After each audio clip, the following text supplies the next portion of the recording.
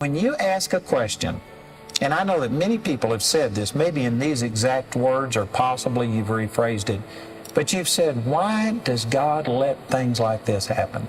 You know, when you say something like that, that shows that you are making an assumption that God could just control things if He wanted to, that God could stop this. And you know what? That is an absolutely wrong assumption. And I can guarantee you, with a lot of the religious doctrine that we have, especially the sovereignty of God teaching, there are going to be people all over the world that are just shocked that I would say something like that, because they believe that, of course, God can do anything He wants to. That is not true. He says people believe that God can do anything He wants to. That is not true, says Andrew Womack. Really? Well, Psalm 115 verse 3 says, our God is in the heavens. He does whatever He pleases. I actually showed that verse one time to a person who was a follower, a disciple of Andrew Womack, and I actually had my Bible with him. I opened it up, showed it to him, and he pointed at it. He said, well, that just means that God can do whatever He wants to do in heaven, not on earth. If He wants to do something on the earth, then He has to have our permission. Whatever Yahweh pleases, He does in heaven and on earth, in the seas and in all the deeps. Oops. Friends, God can do whatever He wants to do, and is not losing a great deal of anthropomorphic sleep over whether or not He has our permission to do it. God is sovereign. He owns all things. The earth is the Lord's, the fullness thereof, the world and they that dwell therein. And in a very practical sense, false teachers attack God's sovereignty in our sickness and our suffering. They attack God's sovereignty in our sickness and our suffering. Watch this from Bill Johnson. And so it was a different idea. It wasn't like if it's your Lord, if it's your will. Oh no. So it's not like having that in your prayer or in your thought life, because in your it's like practical theology. Like you approach everybody like the Lord's going to move right now. Yeah. And I can't pray if it's your will, because for me that's a prayer of unbelief.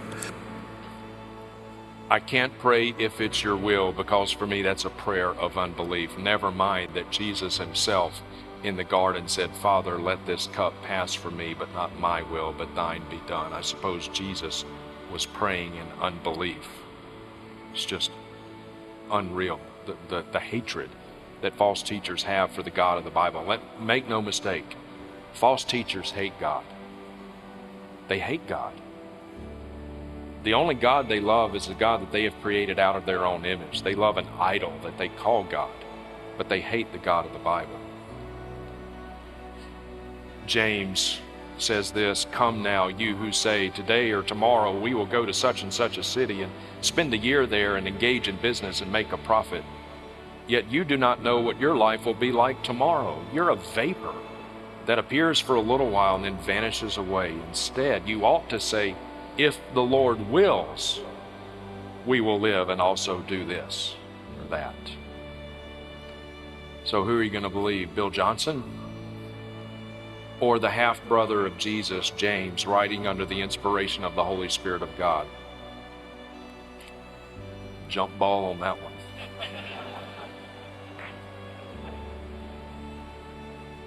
Watch this from Andrew Womack. I mentioned this yesterday, but you need to be absolutely convinced that healing is not optional. It's a part of the atonement of Jesus. Jesus would no more want you to be sick than He wants you to go out and sin. And this is a strong statement, and I know not everybody's where I am, but I'm at a place where I would not get sick any more than I would commit adultery. And some of you, I don't have any control over getting sick. That's the reason you're sick. You don't understand that. Healing has been purchased for you, and if you're sick, it's not God's fault. If you're sick, it's not God's fault. And of course, if you begin with the premise that it is always God's will to be healed, and a person prays for that healing for days, weeks, months, years, some people for decades, and the healing does not come, then the question must be asked, whose fault is it? And of course, by definition, it cannot be God's fault. So guess what? Guess who's left? It's your fault. It's your fault you're sick. It's your lack of faith. It's your lack of making the right positive confessions. It's your lack of giving. Maybe you haven't sown enough seed to the man of God. Or maybe you're not even saved. That's probably why you're sick. You're not even saved.